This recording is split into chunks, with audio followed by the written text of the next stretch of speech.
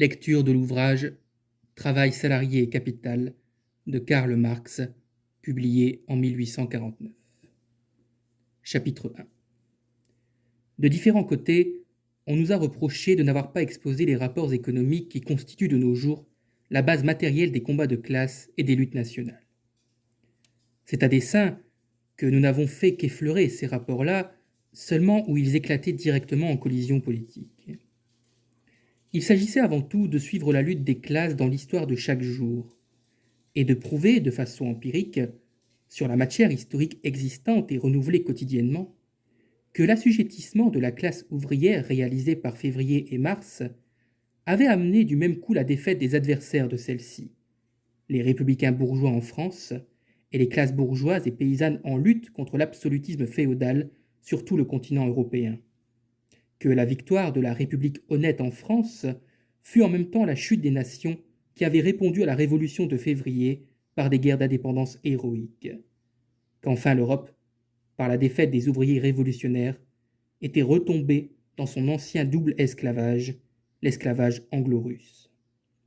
Les combats de juin à Paris, la chute de Vienne, la tragicomédie de Berlin en novembre 1848, les efforts désespérés de la Pologne, de l'Italie et de la Hongrie, l'épuisement de l'Irlande par la famine, tels furent les moments principaux où se concentra en Europe la lutte de classe entre la bourgeoisie et la classe ouvrière, et qui nous permirent de démontrer que tout soulèvement révolutionnaire, aussi éloigné que son but puisse paraître de la lutte des classes, doit nécessairement échouer jusqu'au moment où la classe ouvrière révolutionnaire sera victorieuse. Que toute réforme sociale reste une utopie, jusqu'au moment où la révolution prolétarienne et la contre-révolution féodale se mesureront par les armes dans une guerre mondiale. Dans la présentation que nous en faisions, comme dans la réalité, la Belgique et la Suisse étaient des tableaux de genre tragicomique et caricaturaux dans la grande fresque de l'histoire. L'une présentée comme l'état modèle de la monarchie bourgeoise, l'autre comme l'état modèle de la République bourgeoise. États qui s'imaginaient tous deux être aussi indépendants de la lutte des classes que de la révolution européenne. Maintenant que nos lecteurs ont vu se développer la lutte des classes en l'année 1848 sous des formes politiques colossales, il est temps d'approfondir les rapports économiques eux-mêmes sur lesquels se fonde l'existence de la bourgeoisie et sa domination de classe, ainsi que l'esclavage des ouvriers. Nous exposerons en 3 grands chapitres. Premièrement, les rapports entre le travail salarié et le capital, l'esclavage de l'ouvrier, la domination du capitaliste. Deuxièmement, la disparition inévitable des classes moyennes bourgeoises et de ce qu'il est convenu d'appeler la paysannerie sous le régime actuel. Troisièmement, l'assujettissement commercial et l'exploitation des classes bourgeoises des diverses nations de l'Europe par le despote du marché mondial, l'Angleterre. Nous chercherons à faire un exposé aussi simple et populaire que possible, et sans supposer connues à l'avance les notions même les plus élémentaires de l'économie politique. Nous voulons être compréhensibles pour les ouvriers. Il règne d'ailleurs partout en Allemagne l'ignorance et la confusion d'idées les plus étranges au sujet des rapports économiques les plus simples, chez les défenseurs patentés de l'état de choses actuel et jusque chez les thaumaturges socialistes et les génies politiques méconnus, dont l'Allemagne morcelée est plus riche encore que de souverains. Abordons donc la première question. Qu'est-ce que le salaire? Comment est-il déterminé? Si l'on demandait à des ouvriers « À combien s'élève votre salaire ?» Ils répondraient, l'un, je reçois de mon patron 1 mark pour une journée de travail. L'autre, je reçois 2 marks, etc. Suivant les diverses branches de travail auxquelles ils appartiennent, ils indiqueraient les diverses sommes d'argent qu'ils reçoivent de leurs patrons respectifs pour la production d'un travail déterminé. Par exemple, pour le tissage d'une aune de toile ou pour la composition d'une page d'imprimerie. Malgré la diversité de leurs déclarations, ils seront tous unanimes sur un point. Le salaire est la somme d'argent que le capitaliste paie pour un temps de travail donné ou pour la fourniture d'un travail déterminé. Le capitaliste achète donc leur travail avec de l'argent. C'est pour de l'argent qu'ils lui vendent leur travail. Mais il n'en est ainsi qu'apparemment. Ce qu'ils vendent en réalité aux capitalistes pour de l'argent, c'est leur force de travail. Le capitaliste achète cette force de travail pour un jour, une semaine, un mois, etc. Et une fois qu'il l'a achetée, il l'utilise en faisant travailler l'ouvrier pendant le temps stipulé. Pour cette même somme d'argent avec laquelle le capitaliste a acheté sa force de travail, par exemple pour 2 marks, il aurait pu acheter 2 livres de sucre ou une quantité déterminée d'une autre marchandise quelconque. Les 2 marks avec lesquelles il a acheté 12 heures d'utilisation de la force de travail sont le prix des 12 heures de travail. La force de travail est donc une marchandise, ni plus ni moins que le sucre. On mesure la première avec la montre et la seconde avec la balance. Leur marchandise, la force de travail, les ouvriers l'échangent contre la marchandise du capitaliste, contre l'argent. Et en vérité, cet échange a lieu d'après un rapport déterminé. Tant d'argent pour tant de durée d'utilisation de la force de travail. Pour 12 heures de tissage, 2 marks. Et ces 2 marks ne représentent-ils pas toutes les autres marchandises que je puis acheter pour 2 marks? L'ouvrier a donc bien échangé une marchandise, la force de travail, contre des marchandises de toutes sortes, et cela suivant un rapport déterminé. En lui donnant 2 marks, le capitaliste lui a donné tant de viande, tant de vêtements, tant de bois, de lumière, etc., en échange de sa journée de travail. Ces 2 marks expriment donc le rapport suivant lequel la force de travail est échangée contre d'autres marchandises, la valeur d'échange de la force de travail. La valeur d'échange d'une marchandise, évaluée en argent, c'est précisément ce qu'on appelle son prix. Le salaire n'est donc que le nom particulier donné au prix de la force de travail, appelé d'ordinaire prix du travail. Il n'est que le nom donné au prix de cette marchandise particulière qui n'est en réserve que dans la chair et le sang de l'homme. Prenons le premier ouvrier venu, par exemple un tisserand. Le capitaliste lui fournit le métier à tisser et le fil. Le tisserand se met au travail et le fil devient de la toile. Le capitaliste s'approprie la toile et la vend 20 marks par exemple. Le salaire du tisserand est-il alors une part de la toile, des 20 marks, du produit de son travail? Pas du tout. Le tisserand a reçu son salaire. Le capitaliste ne paie donc pas ce salaire avec l'argent qu'il va retirer de la toile, mais avec de l'argent accumulé d'avance. De même que le métier à tisser et le fil ne sont pas le produit du tisserand auquel ils ont été fournis par l'employeur, les marchandises qu'il reçoit en échange de sa marchandise, la force de travail, ne le sont pas davantage. Il peut arriver que le capitaliste ne trouve pas d'acheteur du tout pour sa toile. Il peut arriver qu'il ne retire pas même le salaire de sa vente. Il peut arriver qu'il la vende de façon très avantageuse par rapport au salaire du tisserand. Tout cela ne regarde en rien le tisserand. Le capitaliste achète avec une partie de sa fortune actuelle, de son capital, la force de travail du tisserand, tout comme il a acquis, avec une autre partie de sa fortune, la matière première, le fil, et l'instrument de travail, le métier à tisser. Après avoir fait ses achats, et parmi ces achats, il y a aussi la force de travail nécessaire à la production de la toile. Il ne produit plus qu'avec des matières premières et des instruments de travail qui lui appartiennent à lui seul. Car de ces derniers fait aussi partie notre brave tisserand, qui, pas plus que le métier à tisser, n'a sa part du produit ou du prix de celui-ci. Le salaire n'est donc pas une part de l'ouvrier à la marchandise qu'il produit. Le salaire est la partie de marchandise déjà existante avec laquelle le capitaliste s'approprie par achat une quantité déterminée de force de travail productive. La force de travail est donc une marchandise que son possesseur, le salarié, vend au capital. Pourquoi la vend-il? Pour vivre. Mais la manifestation de la force de travail, le travail, est l'activité vitale propre à l'ouvrier, sa façon à lui de manifester sa vie. Et c'est cette activité vitale qu'il vend à un tierce pour s'assurer les moyens de subsistance nécessaires. Son activité vitale n'est donc pour lui qu'un moyen de pouvoir exister. Il travaille pour vivre, pour lui-même. Le travail n'est pas une partie de sa vie, il est plutôt un sacrifice de sa vie. C'est une marchandise qu'il a adjugée à un tierce. C'est pourquoi le produit de son activité n'est pas non plus le but de son activité. Ce qu'il produit pour lui-même, ce n'est pas la soie qu'il tisse, ce n'est pas l'or qu'il extrait de la mine, ce n'est pas le palais qu'il bâtit. Ce qu'il produit pour lui-même, c'est le salaire. Et la soie, l'or, le palais se réduisent pour lui à une quantité déterminée de moyens de subsistance, peut-être à un tricot de coton, à de la monnaie de billon et à un logement dans une cave. Et l'ouvrier qui, 12 heures durant, tisse, file, perce, tourne, bâtit, manie la pelle, taille la pierre, la transporte, etc. Regarde-t-il ces 12 heures de tissage, de filage, de perçage, de travail autour ou de maçonnerie, de maniement de la pelle ou de taille de la pierre comme une manifestation de sa vie, comme sa vie? Bien au contraire. La vie commence pour lui où cesse cette activité, à table, à l'auberge, au lit. Par contre, les 12 heures de travail n'ont nullement pour lui le sens de tisser, de filer, de percer, etc., mais celui de gagner ce qui lui permet d'aller à table, à l'auberge, au lit. Si le ver à soie tissait pour subvenir à son existence de chenille, il serait un salarié achevé.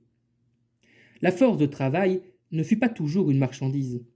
Le travail ne fut pas toujours du travail salarié, c'est-à-dire du travail libre. L'esclave ne vendait pas sa force de travail au possesseur d'esclaves, pas plus que le bœuf ne vend le produit de son travail au paysan. L'esclave est vendu, y compris sa force de travail, une fois pour toutes à son propriétaire. Il est une marchandise qui peut passer de la main d'un propriétaire dans celle d'un autre. Il est lui-même une marchandise, mais sa force de travail n'est pas sa marchandise. Le serf ne vend qu'une partie de sa force de travail.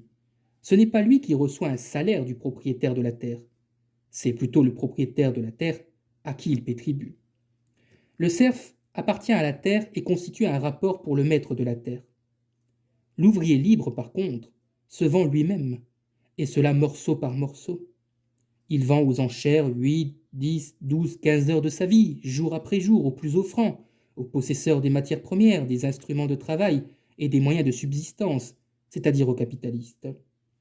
L'ouvrier n'appartient ni à un propriétaire ni à la terre, mais 8, 10, 12, 15 heures de sa vie quotidienne appartiennent à celui qui les achète. L'ouvrier quitte le capitaliste auquel il se loue aussi souvent qu'il veut, et le capitaliste le congédie aussi souvent qu'il le croit bon, dès qu'il n'en tire aucun profit ou qu'il n'y trouve plus le profit escompté. Mais l'ouvrier dont la seule ressource est la vente de sa force de travail ne peut quitter la classe tout entière des acheteurs, c'est-à-dire la classe capitaliste, sans renoncer à l'existence. Il n'appartient pas à tel ou tel employeur, mais à la classe capitaliste, et c'est à lui à y trouver son homme, c'est-à-dire à trouver un acheteur dans cette classe bourgeoise. Avant de pénétrer plus avant dans les rapports entre le capital et le travail salarié, nous allons maintenant exposer brièvement les conditions les plus générales qui entrent en ligne de compte dans la détermination du salaire.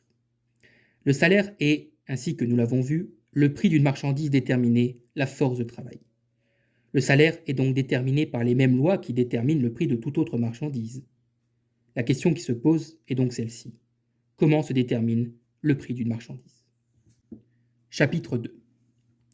Qu'est-ce qui détermine le prix d'une marchandise? C'est la concurrence entre les acheteurs et les vendeurs, le rapport entre l'offre et la demande. La concurrence qui détermine le prix d'une marchandise est triple. La même marchandise est offerte par divers vendeurs. Celui qui vend le meilleur marché des marchandises de même qualité est sûr d'évincer les autres vendeurs et de s'assurer le plus grand débit. Les vendeurs se disputent donc réciproquement l'écoulement des marchandises, le marché. Chacun d'eux veut vendre le plus possible et vendre seul, si possible, à l'exclusion des autres vendeurs. C'est pourquoi l'un vend meilleur marché que l'autre. Il s'établit par conséquent une concurrence entre les vendeurs qui abaisse le prix des marchandises offertes par eux. Mais il se produit aussi une concurrence entre les acheteurs, qui, de son côté, fait monter le prix des marchandises offertes. Il existe enfin une concurrence entre les acheteurs et les vendeurs, les uns voulant acheter le meilleur marché possible, les autres voulant vendre le plus cher possible. Le résultat de cette concurrence entre acheteurs et vendeurs dépendra de la façon dont se comporteront les deux côtés de la concurrence mentionnée plus haut, c'est-à-dire du fait que c'est la concurrence dans l'armée des acheteurs ou la concurrence dans l'armée des vendeurs qui sera la plus forte. L'industrie met en campagne deux groupes d'armées l'un en face de l'autre, dont chacun, à son tour, livre une bataille dans ses propres rangs, entre ses propres troupes. Le groupe d'armée, parmi les troupes duquel il y a le moins d'échanges de coups, remporte la victoire sur l'armée adverse. Supposons qu'il y ait 100 balles de coton sur le marché, et en même temps des acheteurs pour 1000 balles de coton. Dans ce cas, la demande est 10 fois plus grande que l'offre. La concurrence entre les acheteurs sera par conséquent très forte. Chacun de ceux-ci veut s'approprier une, et si possible l'ensemble des 100 balles. Cet exemple n'est pas une hypothèse arbitraire. Nous avons vécu dans l'histoire du commerce des périodes de mauvaise récolte de coton, où quelques capitalistes coalisés entre eux ont cherché à acheter non pas 100 balles, mais tous les stocks de coton du monde entier. Dans le cas cité, un acheteur cherchera donc à évincer l'autre du marché en offrant un prix relativement plus élevé pour la balle de coton. Les vendeurs de coton, qui aperçoivent les troupes de l'armée ennemie en train de se livrer entre elles le combat le plus violent et qui sont absolument assurés de vendre entièrement leurs 100 balles, vont se garder de se prendre les uns les autres aux cheveux pour abaisser le prix du coton, à un moment où leurs adversaires rivalisent entre eux pour le faire monter. Voilà donc la paix survenue soudain dans l'armée des vendeurs. Ils sont comme un seul homme face aux acheteurs. Ils se croisent philosophiquement les bras et leurs exigences ne connaîtraient pas de bornes si les offres de ceux mêmes qui sont le plus pressés d'acheter n'avaient pas leurs limites bien déterminées. Si donc l'offre d'une marchandise est plus faible que la demande de cette marchandise, il n'y a pas du tout ou presque pas de concurrence parmi les vendeurs. La concurrence parmi les acheteurs croît dans la proportion même où diminue cette concurrence. Résultat, hausse plus ou moins importante des prix de la marchandise. On sait que le cas contraire, avec son résultat inverse, est beaucoup plus fréquent. Excédent considérable de l'offre sur la demande. Concurrence désespérée parmi les vendeurs, manque d'acheteurs, vente à vil prix des marchandises. Mais que signifie hausse, chute des prix? Que signifie prix élevé, bas prix? Un grain de sable est grand, regardé à travers un microscope, et une tour est petite, comparée à une montagne. Et si le prix est déterminé par le rapport entre l'offre et la demande, qu'est-ce qui détermine le rapport de l'offre et de la demande? Adressons-nous au premier bourgeois venu. Il n'hésitera pas un instant, et tel un nouvel Alexandre le Grand, il tranchera d'un seul coup ce nœud gordien métaphysique. Si la production de la marchandise que je vends m'a coûté 100 marques, nous dira-t-il, et si je retire de la vente de cette marchandise 110 marques, au bout d'un an, entendons-nous, c'est un gain civil, honnête, convenable. Mais si j'obtiens en échange 120, 130 marques, c'est alors un gain élevé. Et si j'en tirais 200 marques, ce serait alors un gain exceptionnel, énorme. Qu'est-ce qui sert donc au bourgeois à mesurer son gain? Les frais de production de sa marchandise. S'il reçoit en échange de cette marchandise une somme d'autres marchandises dont la production a moins coûté, il a fait une perte. S'il reçoit en échange de sa marchandise une somme de marchandises dont la production a coûté davantage, il a réalisé un gain. Et cette baisse ou cette hausse du gain, il la calcule suivant les proportions dans lesquelles la valeur d'échange de sa marchandise se tient au-dessous ou au-dessus de zéro, c'est-à-dire des frais de production. Mais nous avons vu comment les rapports variables entre l'offre et la demande provoquent tantôt la hausse, tantôt la baisse, entraînant tantôt des prix élevés, tantôt des prix bas. Si le prix d'une marchandise monte considérablement par suite d'une offre insuffisante ou d'une demande qui croît démesurément, le prix d'une autre marchandise quelconque a baissé nécessairement en proportion. Car le prix d'une marchandise ne fait qu'exprimer en argent les rapports d'après lesquels de tierces marchandises sont échangées contre elle. Si par exemple le prix d'une aune d'étoffe de soie monte de 5 à 6 marques, le prix de l'argent a baissé relativement à l'étoffe de soie, et le prix de toutes les autres marchandises qui sont restées à leur ancien prix a baissé de même par rapport à l'étoffe de soie. Il faut en donner une plus grande quantité en échange pour recevoir la même quantité d'étoffe de soie. Quelle sera la conséquence du prix croissant d'une marchandise? Les capitaux se jetteront en masse sur la branche d'industrie florissante, et cette immigration des capitaux dans le domaine de l'industrie favorisée persistera jusqu'à ce que celle-ci rapporte les gains habituels, ou plutôt jusqu'au moment où le prix de ces produits descendra par suite de surproduction au-dessous des frais de production. Inversement, si le prix d'une marchandise tombe au-dessous des frais de production, les capitaux se retireront de la production de cette marchandise. Si l'on accepte le cas où une branche de production n'étant plus d'époque, ne peut faire moins que de disparaître, la production de cette marchandise, c'est-à-dire son offre, va diminuer par suite de cette fuite des capitaux jusqu'à ce qu'elle corresponde à la demande. Par conséquent, jusqu'à ce que son prix se relève à nouveau au niveau de ses frais de production, ou plutôt jusqu'à ce que l'offre soit tombée au-dessous de la demande, c'est-à-dire jusqu'à ce que son prix se relève au-dessus de ses frais de production, car le prix courant d'une marchandise est toujours au-dessous ou au-dessus de ses frais de production. Nous voyons que les capitaux émigrent et immigrent constamment, passant du domaine d'une industrie dans celui d'une autre, le prix élevé provoquant une trop forte immigration et le prix bas, une trop forte émigration. Nous pourrions montrer d'un autre point de vue que non seulement l'offre, mais aussi la demande est déterminée par les frais de production. Mais cela nous entraînerait trop loin de notre sujet. Nous venons de voir que les oscillations de l'offre et de la demande ramènent toujours à nouveau le prix d'une marchandise à ses frais de production.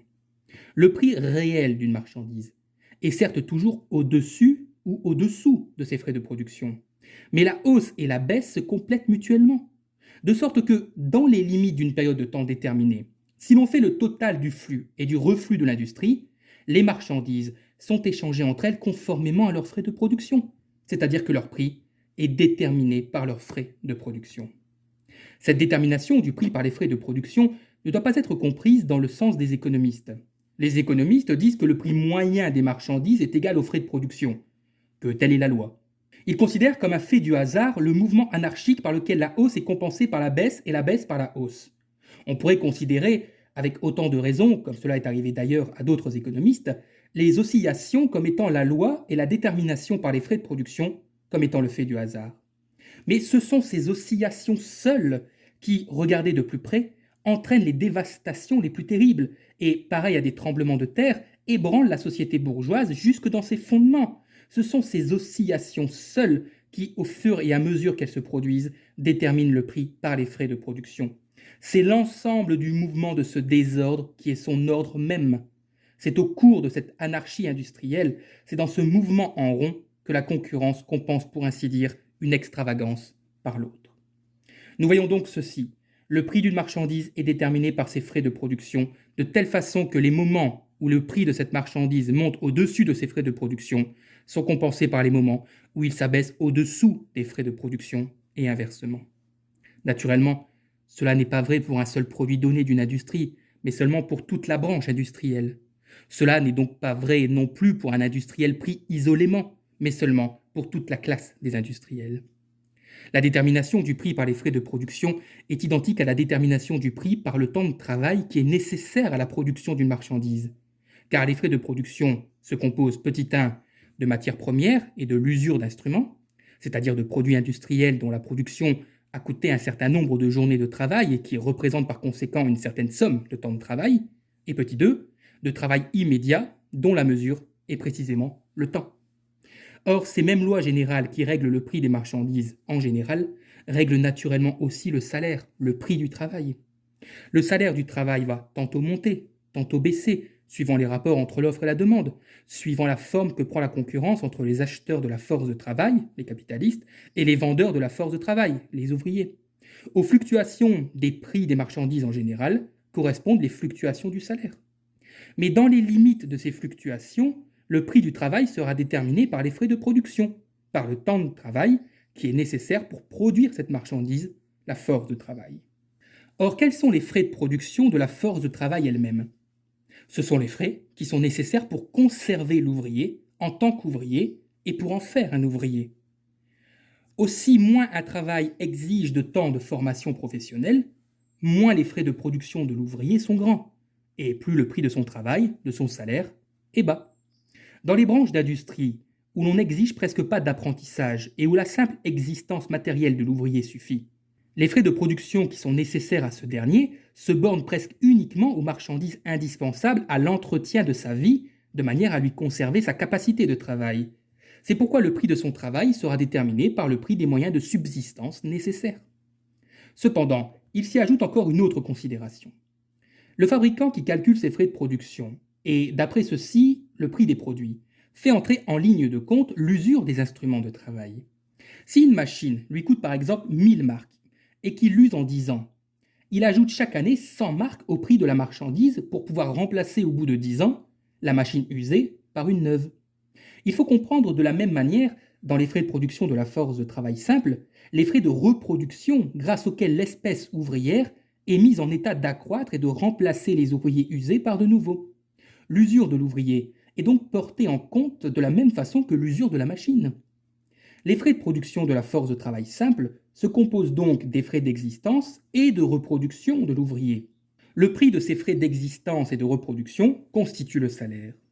Le salaire ainsi déterminé s'appelle le minimum de salaire.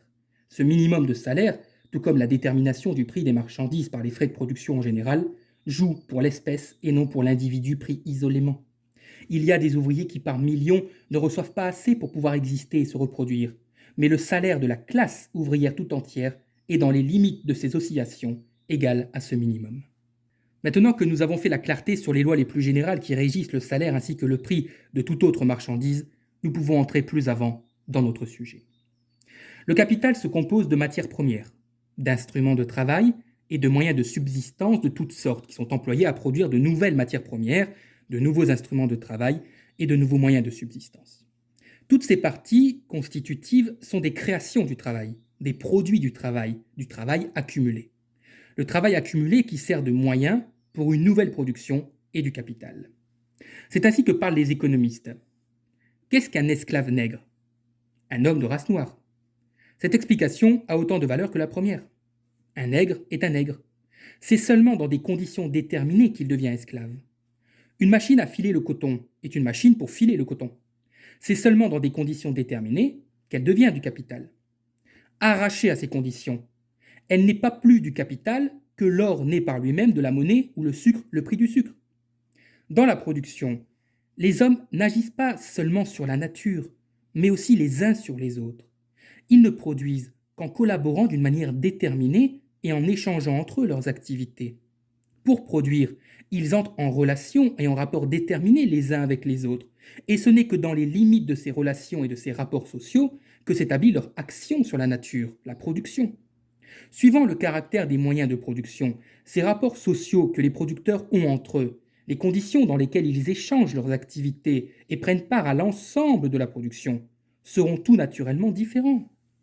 Par la découverte d'un nouvel engin de guerre, l'arme à feu, toute l'organisation interne de l'armée a été nécessairement modifiée. Les conditions dans lesquelles les individus constituent une armée et peuvent agir en tant qu'armée se sont trouvées transformées, et les rapports des diverses armées entre elles en ont été changés également.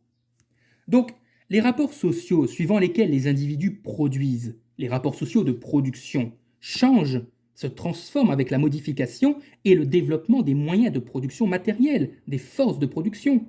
Dans leur totalité, les rapports de production forment ce qu'on appelle les rapports sociaux, la société, et notamment une société à un stade de développement historique déterminé, une société à caractère distinctif original. La société antique et la société féodale, la société bourgeoise, sont des ensembles de rapports de production de ce genre dont chacun caractérise en même temps un stade particulier de développement dans l'histoire de l'humanité. Le capital représente lui aussi des rapports sociaux. Ce sont des rapports bourgeois de production, des rapports de production de la société bourgeoise.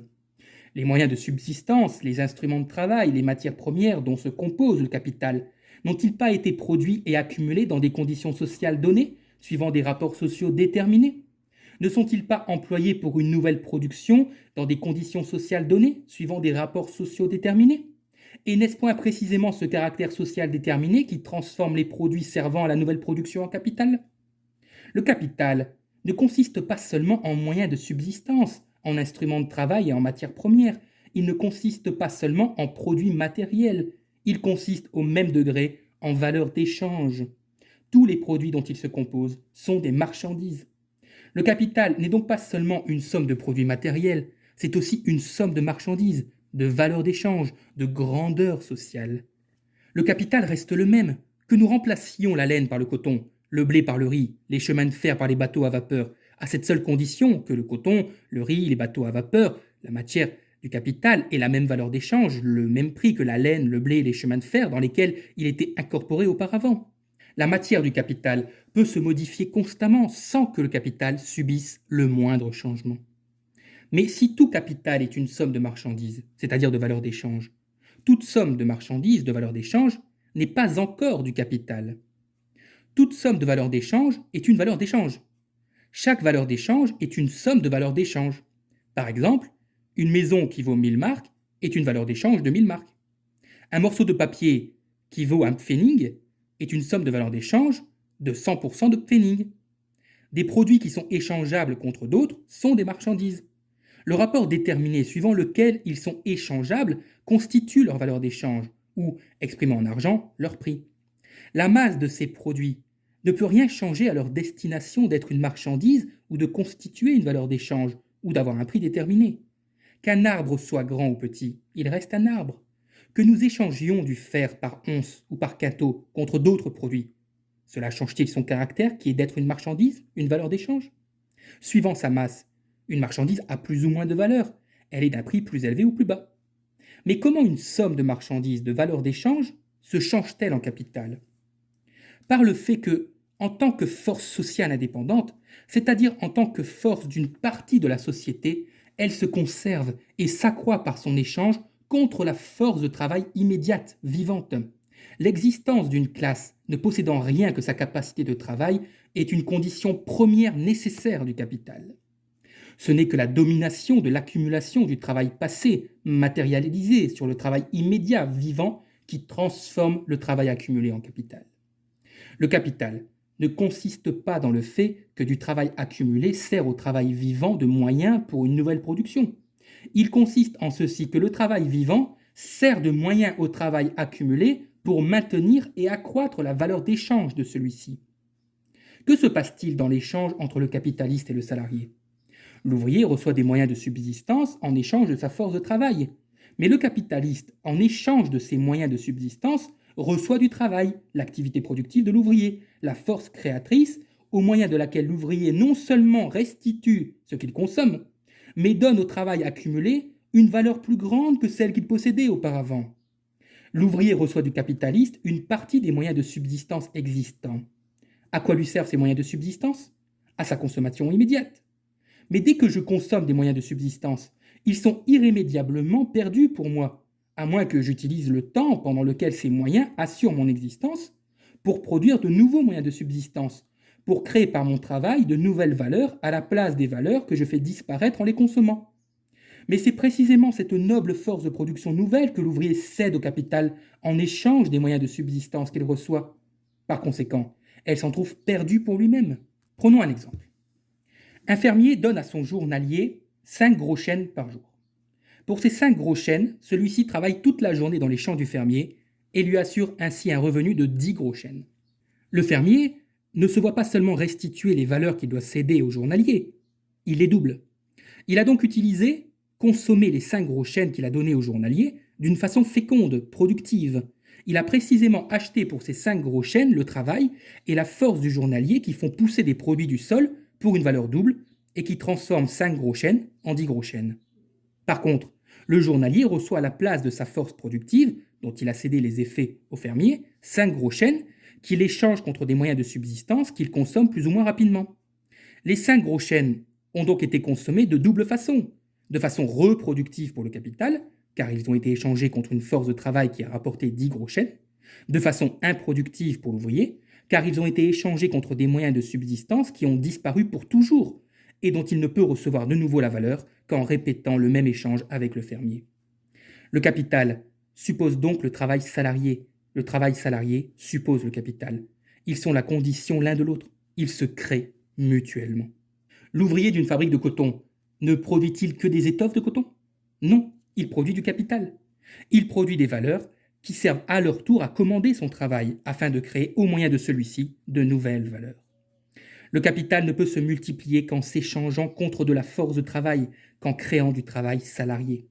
La force de travail de l'ouvrier salarié ne peut s'échanger que contre du capital, en accroissant le capital, en renforçant la puissance dont il est l'esclave. L'accroissement du capital est par conséquent l'accroissement du prolétariat, c'est-à-dire de la classe ouvrière.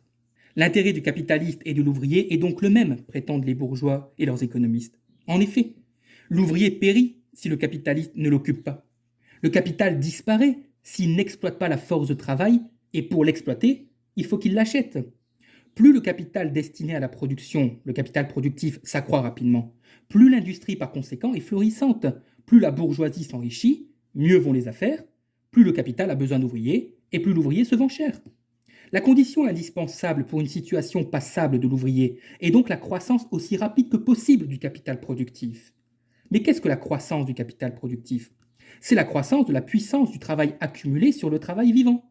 C'est la croissance de la domination de la bourgeoisie sur la classe laborieuse.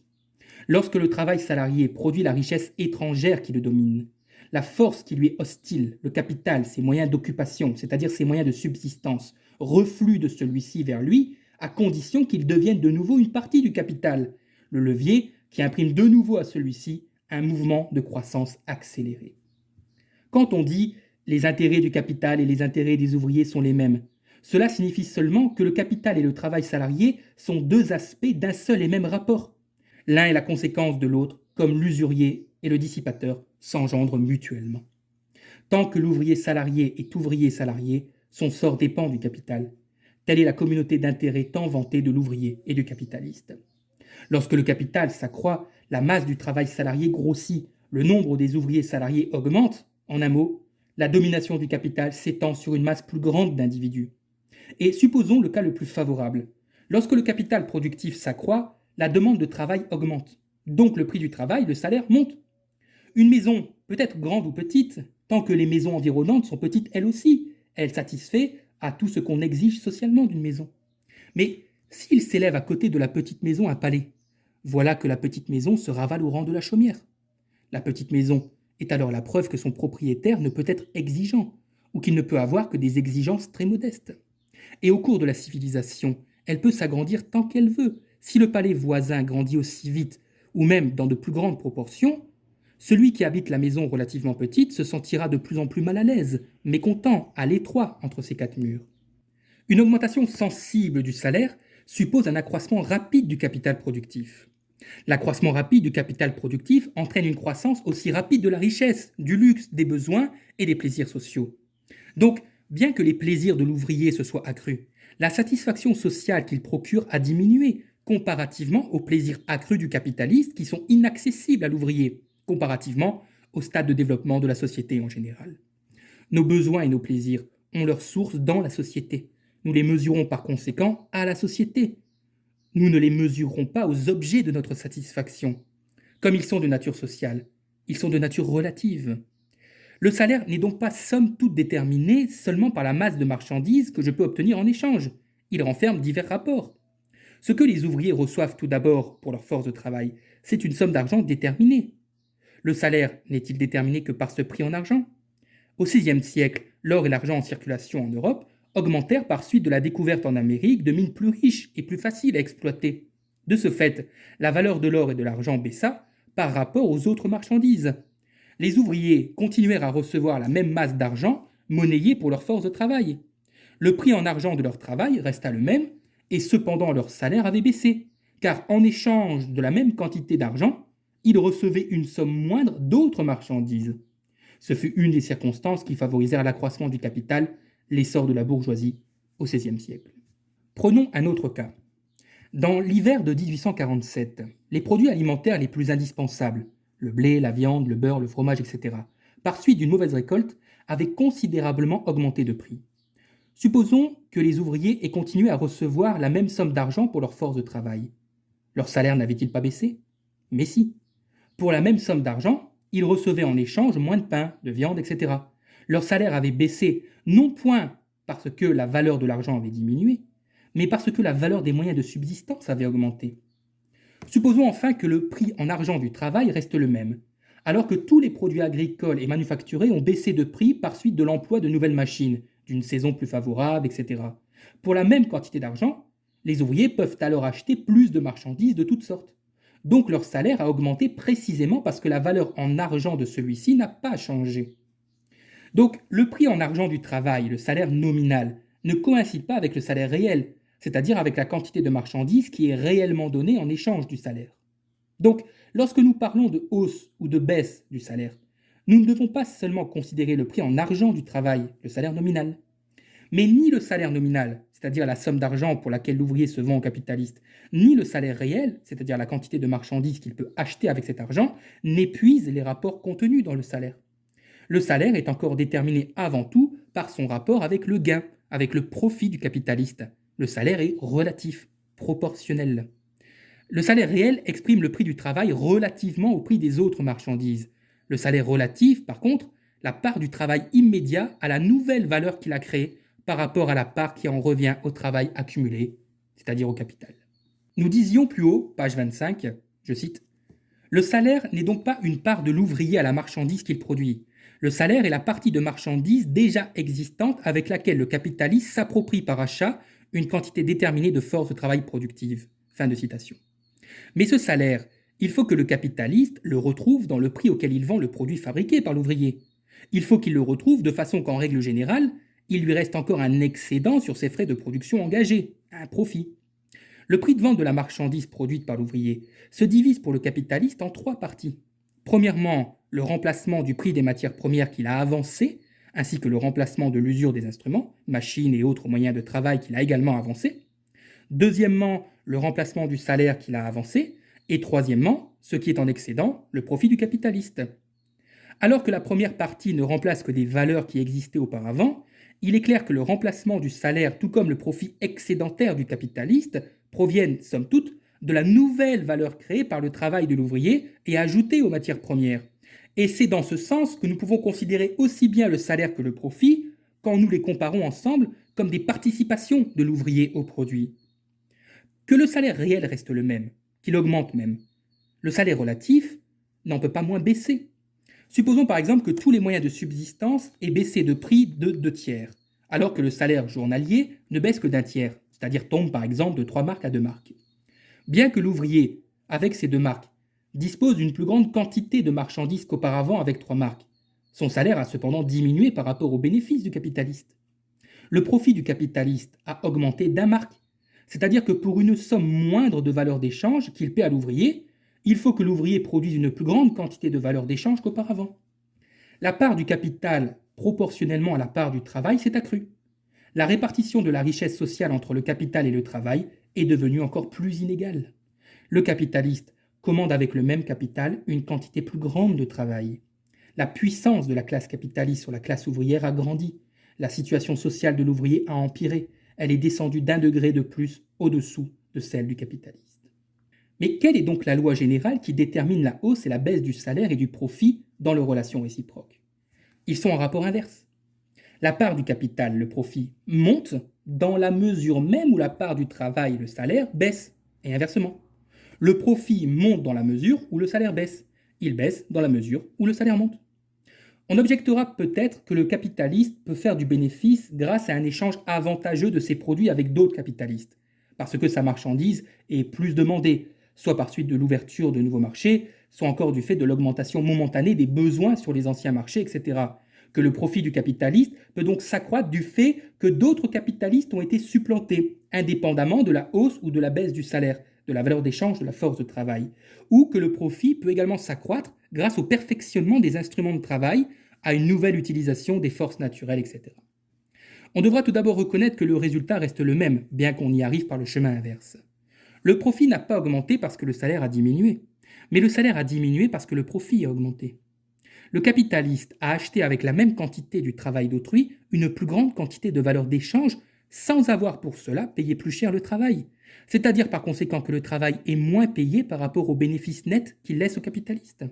En outre, rappelons qu'en dépit des oscillations des prix des marchandises, le prix moyen de chaque marchandise, le rapport suivant lequel elle est échangée contre d'autres marchandises, est déterminé par ses frais de production. Les duperies mutuelles au sein de la classe capitaliste se feront donc nécessairement équilibre. Le perfectionnement des machines, l'emploi de nouvelles forces naturelles au service de la production permettent, dans un temps de travail donné, avec la même quantité de travail et de capital, de créer une plus grande masse de produits, mais nullement une plus grande masse de valeur d'échange. Si grâce à l'emploi de la machine à filer, je puis livrer en 1 heure 2 fois plus de fils qu'avant son invention, par exemple 100 livres au lieu de 50, je ne reçois à la longue pas plus de marchandises en échange qu'auparavant pour 50, parce que les frais de production sont tombés de moitié, ou que je puis livrer avec les mêmes frais le double du produit. Enfin, quel que soit le rapport suivant lequel la classe capitaliste, la bourgeoisie, soit d'un pays, soit du marché mondial tout entier, répartissent entre ses membres le bénéfice net de la production, la somme totale de ce bénéfice net n'est chaque fois que la somme dont le travail accumulé a été dans l'ensemble accru par le travail immédiat. Cette somme totale s'accroît donc dans la mesure où le travail augmente le capital, c'est-à-dire dans la mesure où le profit s'accroît par rapport au salaire. Nous voyons donc que même si nous restons dans les limites du rapport entre le capital et le travail salarié, les intérêts du capital et les intérêts du travail salarié sont diamétralement opposés. Un accroissement rapide du capital équivaut à un accroissement rapide du profit. Le profit ne peut s'accroître rapidement que si le prix du travail, si le salaire relatif diminue avec la même rapidité. Le salaire relatif peut baisser, même si le salaire réel monte en même temps que le salaire nominal, la valeur en argent du travail, mais à condition que ces derniers ne montent pas dans la même proportion que le profit. Si par exemple, dans les périodes d'affaires favorables, le salaire monte de 5% et le profit par contre de 30%, le salaire proportionnel, le salaire relatif, n'a pas augmenté, mais diminué. Si donc le revenu de l'ouvrier augmente avec l'accroissement rapide du capital, l'abîme social qui sépare l'ouvrier du capitaliste s'élargit en même temps. La puissance du capital sur le travail, l'état de dépendance du travail envers le capital grandissent du même coup. Dire l'ouvrier a intérêt à un accroissement rapide du capital, cela signifie seulement plus l'ouvrier augmente rapidement la richesse d'autrui, plus les miettes du festin qu'il recueille sont substantielles, plus on peut occuper d'ouvriers et les faire se reproduire, plus on peut multiplier la masse des esclaves sous la dépendance du capital. Nous avons donc constaté, même la situation la plus favorable pour la classe ouvrière, l'accroissement le plus rapide possible du capital, quelque amélioration qu'il apporte à la vie matérielle de l'ouvrier, ne supprime pas l'antagonisme entre ses intérêts et les intérêts du bourgeois, les intérêts du capitaliste. Profit et salaire sont après, comme avant, en raison inverse l'un de l'autre. Lorsque le capital s'accroît rapidement, le salaire peut augmenter, mais le profit du capital s'accroît incomparablement plus vite. La situation matérielle de l'ouvrier s'est améliorée, mais aux dépens de sa situation sociale. L'abîme social qui le sépare du capitaliste s'est élargi. Enfin, dire que la condition la plus favorable pour le travail salarié est un accroissement aussi rapide que possible du capital signifie seulement ceci. Plus la classe ouvrière augmente et accroît la puissance qui lui est hostile, la richesse étrangère qui la commande, plus seront favorables les circonstances dans lesquelles il lui sera permis de travailler à nouveau à l'augmentation de la richesse bourgeoise, au renforcement de la puissance du capital, contente qu'elle ait de forger elle-même les chaînes dorées avec lesquelles la bourgeoisie la traîne à sa remorque. La croissance du capital productif et l'augmentation du salaire sont-elles vraiment aussi inséparablement liées que le prétendent les économistes bourgeois ? Nous ne devons pas les croire sur parole. Nous ne devons même pas les croire lorsqu'ils disent que plus le capital est gras, plus son esclave s'engraisse.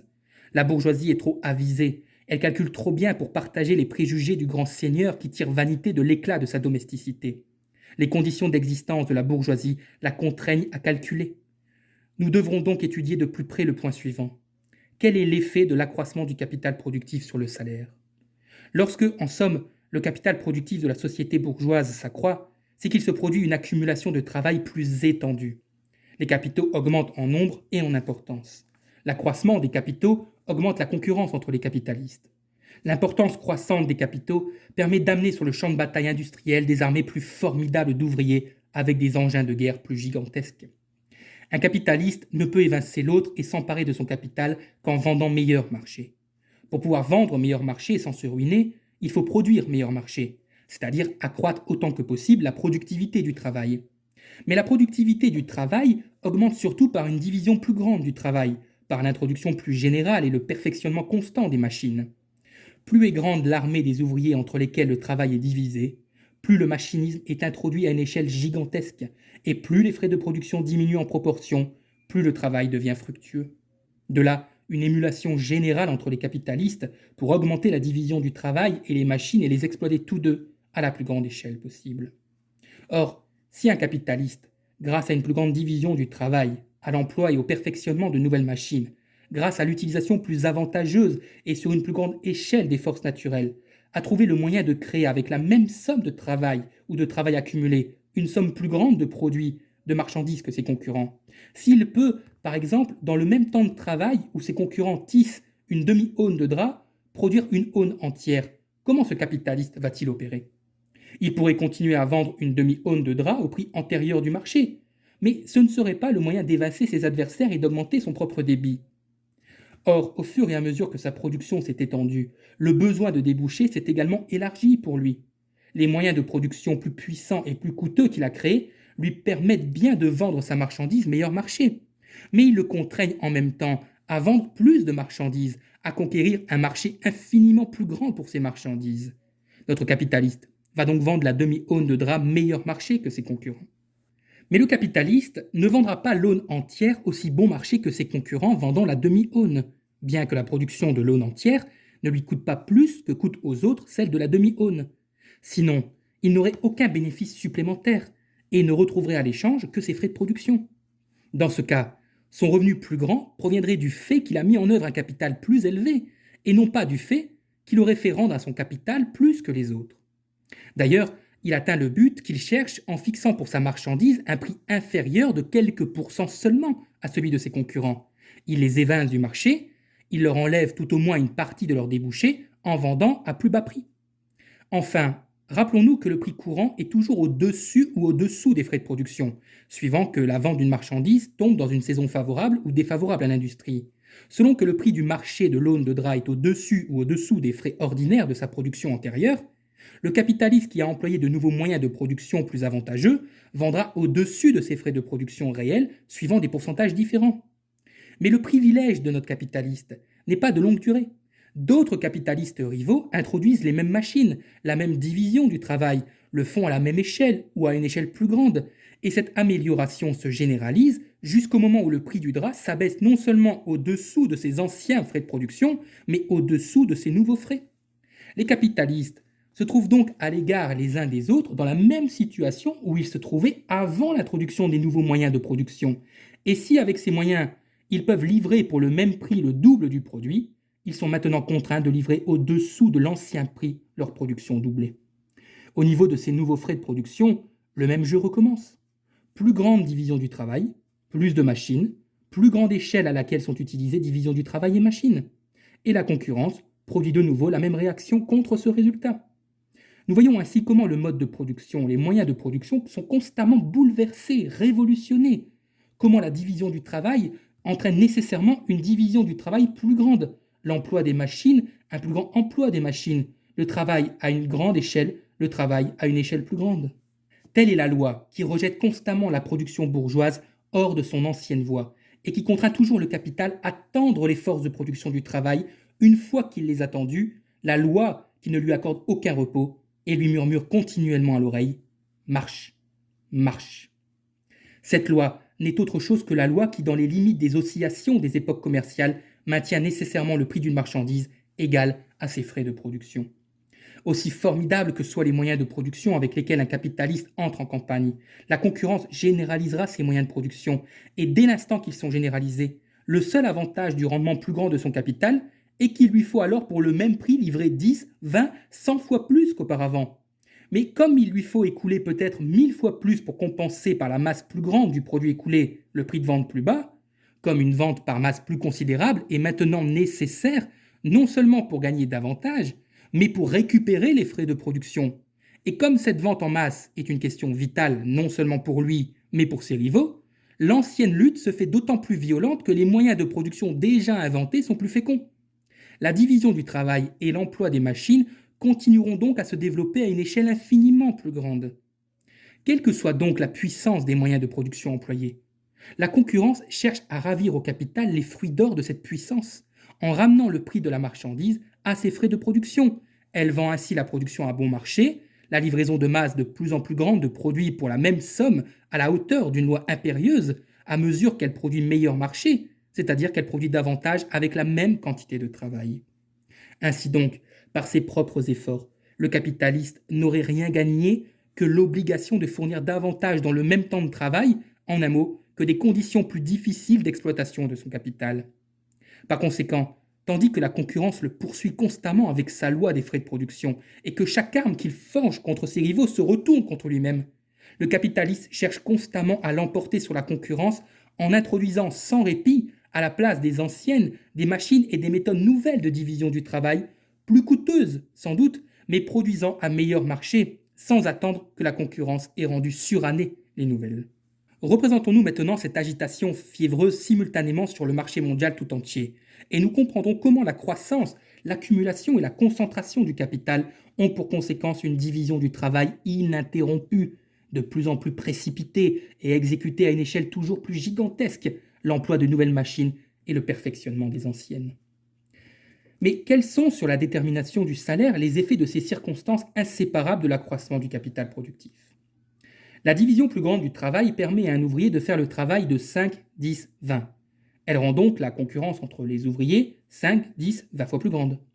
Les ouvriers ne se font pas seulement concurrence en se vendant meilleur marché les uns que les autres, ils se font concurrence par le fait qu'un seul accomplit le travail de 5, 10, 20. Et c'est la division du travail introduite par le capital et renforcée de plus en plus qui contraint les ouvriers à se faire cette sorte de concurrence. De plus, le travail est simplifié dans la mesure même où augmente la division du travail. L'habileté particulière de l'ouvrier perd sa valeur. Celui-ci est transformé en une force productive simple, monotone, qui ne met en jeu aucun effort corporel et intellectuel. Son travail devient du travail accessible à tous. C'est pourquoi les concurrents font de tous les côtés pression sur l'ouvrier. Et rappelons en outre que plus le travail est simple et facile à apprendre, moins on a besoin de frais de production pour se l'assimiler et plus le salaire s'abaisse, car il est déterminé comme le prix de toute autre marchandise par ses frais de production. Au fur et à mesure donc que le travail apporte moins de satisfaction, plus de dégoût, la concurrence augmente et le salaire diminue. L'ouvrier cherche à conserver la masse de son salaire en travaillant davantage, soit en faisant plus d'heures, soit en fournissant davantage dans la même heure. Poussé par la misère, il augmente donc encore les effets funestes de la division du travail. Le résultat est que plus il travaille, moins il reçoit de salaire. Et cela pour la simple raison qu'au fur et à mesure qu'il concurrence ses compagnons de travail, il fait de ceux-ci autant de concurrents qui se vendent à des conditions aussi mauvaises que lui-même. Et parce qu'en définitive, c'est à lui-même qu'il fait concurrence, à lui-même en tant que membre de la classe ouvrière. Le machinisme produit les mêmes effets à une échelle bien plus grande encore en évinçant les ouvriers habiles et en les remplaçant par des ouvriers mal habiles, les hommes par des femmes, les adultes par des enfants, en jetant, là où des machines sont nouvellement introduites, les ouvriers manuels en masse sur le pavé, et là où elles sont développées, améliorées, remplacées par des machines de meilleur rendement, en congédiant les ouvriers par contingents plus petits. Nous avons esquissé plus haut, de façon rapide, la guerre industrielle des capitalistes entre eux. Cette guerre a ceci de particulier que les batailles y sont moins gagnées par le recrutement que par le congédiement de l'armée ouvrière. Les généraux, les capitalistes, rivalisent entre eux à qui pourra licencier le plus de soldats d'industrie. Les économistes nous racontent bien, il est vrai, que les ouvriers rendus superflus par les machines trouvent de nouvelles branches d'occupation. Ils n'osent pas affirmer directement que les mêmes ouvriers qui ont été congédiés trouveront à se caser dans de nouvelles branches de travail. Les faits hurlent trop fort contre ce mensonge. À vrai dire, ils affirment seulement que pour d'autres parties de la classe ouvrière, par exemple pour la partie des jeunes générations d'ouvriers qui étaient sur le point d'entrer dans la branche d'industrie qui a périclité, il se présentera de nouveaux moyens d'occupation. Naturellement, c'est une grande satisfaction, n'est-ce pas, pour les ouvriers jetés à la rue. Messieurs les capitalistes ne manqueront pas de chair fraîche à exploiter. On laissera les morts enterrer leurs morts. Cela est bien plus une consolation que les bourgeois se donnent à eux-mêmes qu'aux ouvriers. Si toute la classe des salariés était anéantie par le machinisme, quelle chose effroyable pour le capital qui, sans travail salarié, cesse d'être du capital. Mais supposons que les ouvriers chassés directement du travail par le machinisme et toute la partie de la nouvelle génération qui guettait leur place trouvent une occupation nouvelle. Croit-on que celle-ci sera payée aussi cher que celle qu'ils ont perdue? Cela serait en contradiction avec toutes les lois économiques. Nous avons vu comment l'industrie moderne tend toujours à substituer à une occupation complexe supérieure une occupation plus simple, inférieure. Comment une masse ouvrière jetée hors d'une branche industrielle par le machinisme pourrait-elle donc se réfugier dans une autre, si ce n'est en étant payée plus mal, à un prix plus bas? On a cité comme une exception les ouvriers qui travaillent à la fabrication des machines elles-mêmes. Dès que l'industrie exige et consomme plus de machines, a-t-on dit, les machines devraient nécessairement augmenter en nombre, et par suite la fabrication des machines, donc aussi le nombre des ouvriers occupés à la fabrication des machines. Et les ouvriers employés dans cette branche d'industrie seraient des ouvriers habiles, voire même qualifiés. Depuis l'année 1840, cette affirmation, qui auparavant déjà était seulement à moitié vraie, a perdu toute apparence de valeur, puisque, de façon de plus en plus générale, les machines furent autant employées à fabriquer les machines qu'à produire le fil de coton, et que les ouvriers employés dans les fabriques de machines, face à des engins extrêmement perfectionnés, ne purent plus jouer que le rôle de machines tout à fait rudimentaires. Mais à la place de l'homme chassé par la machine, la fabrique occupe peut-être 3 enfants et une femme. Or, le salaire de l'homme ne devait-il pas être suffisant pour les 3 enfants et la femme?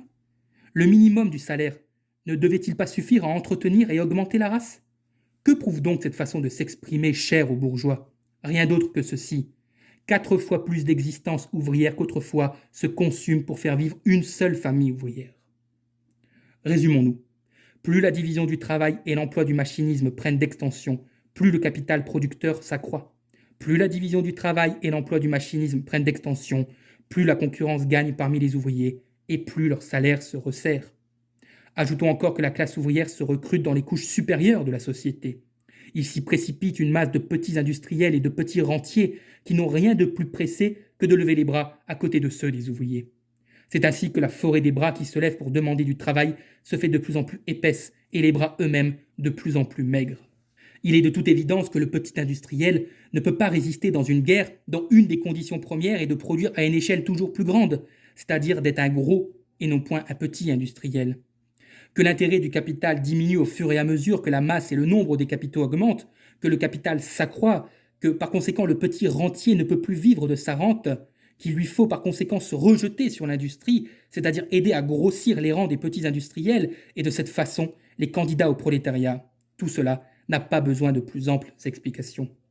Au fur et à mesure enfin que les capitalistes sont contraints par le mouvement décrit plus haut d'exploiter à une échelle plus grande les moyens de production gigantesques déjà existants, et dans ce but de mettre en action tous les ressorts du crédit, les tremblements de terre industriels deviennent plus nombreux. En un mot, les crises augmentent. Elles deviennent de plus en plus fréquentes et de plus en plus violentes déjà du fait que, au fur et à mesure que la masse des produits et par conséquent le besoin de marché élargi s'accroissent, le marché mondial se rétrécit de plus en plus et qu'il reste de moins en moins de marchés à exploiter, car chaque crise antérieure a soumis au commerce mondial un marché non conquis jusque-là ou exploité de façon encore superficielle par le commerce. Mais le capital ne vit pas seulement du travail. Maître à la fois distingué et barbare, il entraîne dans sa tombe les cadavres de ses esclaves, des hécatombes entières d'ouvriers qui sombrent dans les crises. Ainsi, nous voyons que lorsque le capital s'accroît rapidement, la concurrence entre les ouvriers s'accroît de manière infiniment plus rapide, c'est-à-dire que les moyens d'occupation, les moyens de subsistance pour la classe ouvrière diminuent proportionnellement d'autant plus et que néanmoins, l'accroissement rapide du capital est la condition la plus favorable pour le travail salarié.